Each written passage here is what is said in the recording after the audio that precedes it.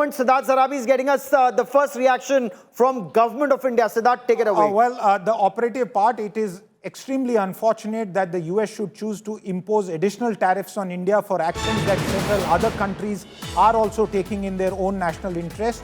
We reiterate that these actions are unfair, unjustified and unreasonable.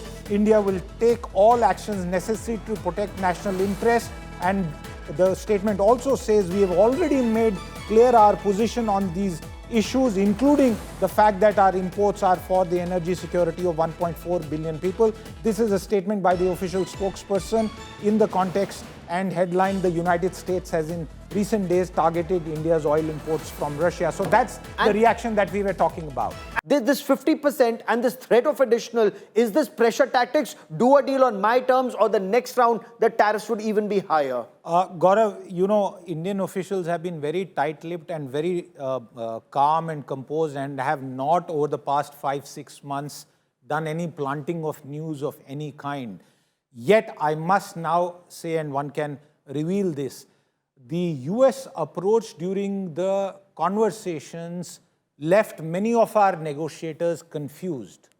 They would be sitting in a room discussing something, trying to explain their concerns, but the US attitude was take it or leave it. Yes. And you know, people virtually leaving the room, next day they see a tweet which goes in some other direction from the political head of the country, the executive head of the country. So it's not been easy talking to the US officials. And by the way, we've been circumspect talking about it.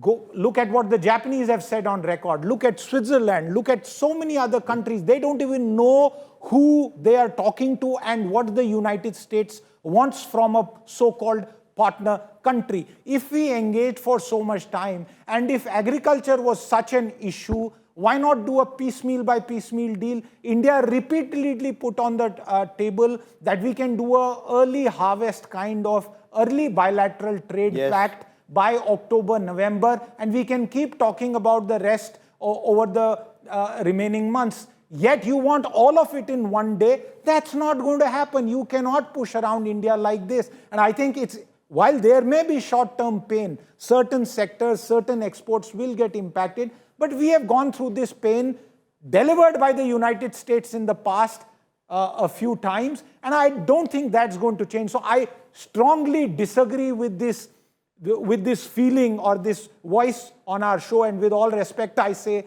that we have to change and we have to make a deal. Sorry, if it was left to me, no deal is better than losing self-respect and your own standing. Karishma, India was bracing for this. India has effectively been able to grow at 6.5%, 7%, the RBI predictions. But with this, with 50%, how are markets likely to react? You know, you've been speaking to analysts. What impact will this have short-term and medium-term?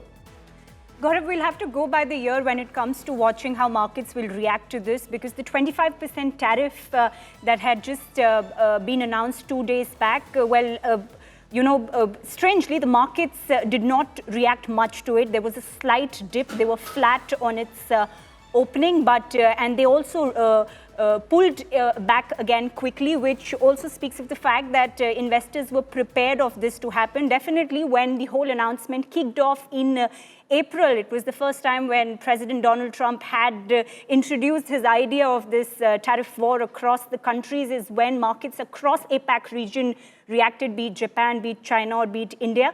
In terms of resilience in economy, if we talk about how RBI is looking at it, or how the government is looking at it, or even IMF, which released its recent global economic paper, they've all spoken of the fact that our economy is pretty resilient to take in these factors, and headwinds of geopolitical issues is something that India has been taking on for a while, and it's been maintaining its stance of growing at 6.5%. But the big question is an additional 25% tariff. Were we expecting that? We are currently at par with Brazil.